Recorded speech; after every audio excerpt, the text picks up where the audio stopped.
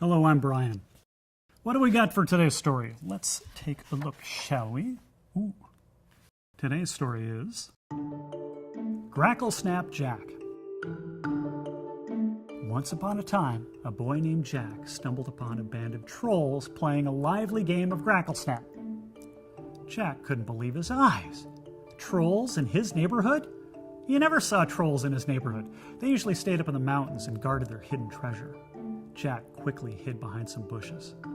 The last thing you wanted to do was interrupt a bunch of trolls, especially right in the middle of a game of Gracklesnap. Trolls are a bit testy to start with, and as anybody knows, Gracklesnap can get a little, exciting. For the few of you who aren't familiar with Gracklesnap, it's kind of like a cross between baseball, football, and feeding time at the zoo. One player throws a ball about the size of a grapefruit, and another player tries to hit it with a club. After he hits it, he then tries to touch as many bases as possible before he's tackled. There are 18 bases, and it's almost impossible to touch all of them. Why? Because there are 5 players on the other team trying to stop you. It can get pretty ugly. When the players try to stop you, they really try to stop you. And for good reason. The player with the most points is treated like a king. He doesn't have to do anything because all the other players must do exactly whatever he asks. Oh yes, there's one other thing. The player with the least amount of points is eaten. In case I didn't mention it, only trolls play Gracklesnap. Jack stayed hidden behind the bushes, but he did peek out long enough to see how the game was going. What he saw was that they hadn't quite started yet. They had just finished practicing and were now choosing up sides. Then Jack noticed a problem. There were only 9 players and he needed 10, 5 for each team, to play. The trolls began arguing and fighting when one of the sharper-eyed trolls shouted something and pointed. The other trolls stopped fighting long enough to see what the one troll was pointing at. It was about this time that Jack realized the troll was pointing at him. Well, Jack made a break for it, but the long-legged trolls were on him in a flash. One of the uglier ones, a towering beast with an extra horn growing out of his forehead, snatched him up by the scruff of his neck and carried him back to the field like he was a sack of potatoes. The creature dropped Jack smack dab in the middle of the circle of trolls and stepped back. "Looks like we got ourselves number 10s, it does," growled the ugly one. "Looks like we got ourselves a tasty snack after the game," snarled a squatty little troll with scaly hide, and all the other trolls barked with evil laughter.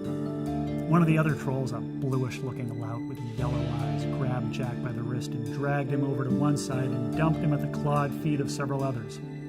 "The little human's on your side. We wants no parts of him." "Speaking of parts, I'll take a leg," cackled another, and they all began laughing again. The 2 teams split up, with Jack's team in the field first. The game was about to begin.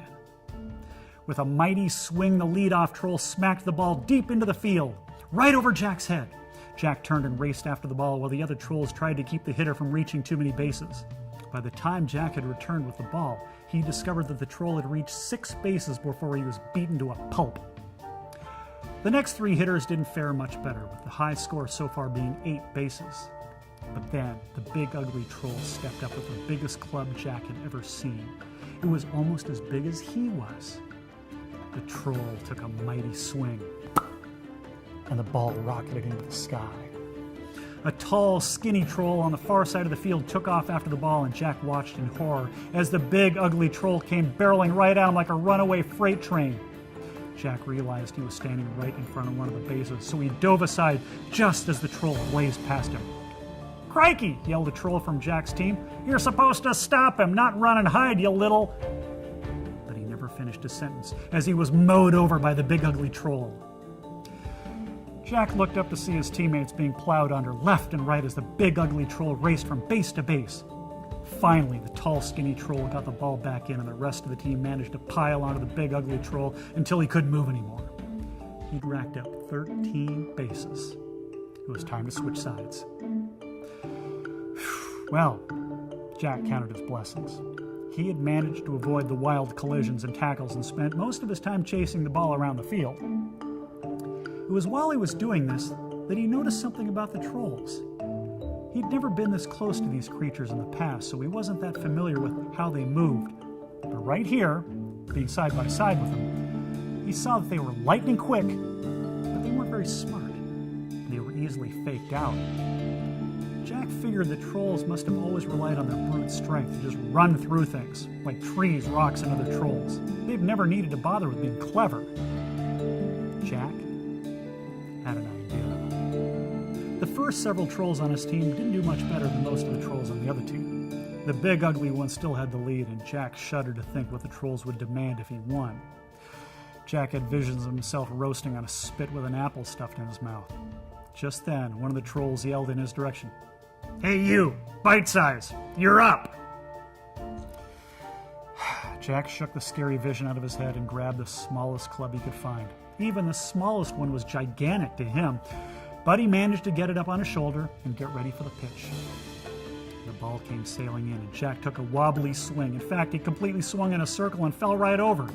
The trolls on both sides howled with glee. "I'm getting hungry just watching him," laughed the big ugly one. Jack choked up on the club so it would be easier to swing and got ready. He imagined himself at Safeco Field, where his favorite team, the Seattle Mariners, played, in front of thousands of screaming fans. He didn't want to let them down. He also didn't want to be eaten. The ball floated in, and Jack took the biggest swing of his life. Then, something amazing happened. He hit the ball. Far. Really far. So far, in fact, that for a second, he just stood there and watched it sail over all the trolls' heads. Speaking of those trolls, they were so shocked that they all just stood there too. Jack figured it was time to get going, so he raced off for the nearest base, which was guarded by a burly-looking troll with needle teeth and teeny-weeny ears. But right before Jack reached him, he stopped, and he cut right. The troll dove to where he expected Jack to be, but Jack wasn't there. Jack had only faked going to the right and was cutting left, leaving the troll grasping at air and rolling in the dust. Jack touched the base and ran for another. 2 more trolls immediately converged on him, 1 from each side. But at the last minute, Jack stopped right in his tracks, and the 2 trolls smashed right into each other. Jack hopped over them, touched the base, and looked for the next one. The next troll was waiting with his clawed feet planted wide to try to keep from being faked out. So Jack just lowered his head and went right between the troll's legs. Within seconds, Jack had touched 12 bases and had even managed to fake out the big ugly troll twice. The trolls on his team were laughing themselves sick, watching the trolls on the other team lunging through the air and landing flat on their big fat noses. Jack jumped over the short, squatty troll to touch his 13th base and looked for number 14, the base that would make him the winner. There it was, about 25 feet ahead, but the big, ugly troll was there waiting for him. Jack had faked him out twice before, once faking left, the second time faking right. Trolls aren't smart, but Jack knew he wouldn't be able to fake him out a third time. He knew what he had to do. Jack took off running. The big, ugly troll rose up on his long toes and held his arms wide. He was ready for whichever way Jack planned to go. But Jack did what no one in their right mind ever does when confronted with a troll. He lowered his head, and he ran right at him, right into the troll's stomach, as hard as he could. The beast never saw it coming. He flipped completely over and landed with a tremendous thud and a cloud of dust. Jack, standing behind him, reached over and ever so lightly touched the base with his foot. He'd won. Well, trolls are famously poor losers and put up quite a scene, screaming, cursing, and stomping their big flat feet. But rules are rules, even for trolls. The big, ugly troll stood before Jack while the others glared at him with their beady eyes. "All right, mate, what's it gonna be?" Jack thought long and hard. It's not often you get to have trolls do whatever it is you want. Finally, Jack made his request. "I want you to give me your treasure."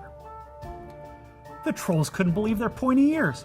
They jumped and howled even louder than before, but they were bound by the rules of Gracklesnap. They had to do it. When Jack got to the hidden treasure, he could hardly believe his eyes. Mountains of gold and jewels, more than he could possibly imagine. The trolls loaded it into bags and threw it over their bony shoulders while Jack led them merrily back to his home. As they dropped off the bags, one by one, Jack noticed that there were only 8 trolls. "I thought there were 9 of you," said Jack. "That's why you brought me into the game to make 10. Where's the squatty little one with the scaly hide? The big ugly troll just shrugged and picked his teeth. He had the low score. And with that, the trolls left Jack to count his treasure. And while the sun set over the mountains, you can be sure that Jack lived happily ever after.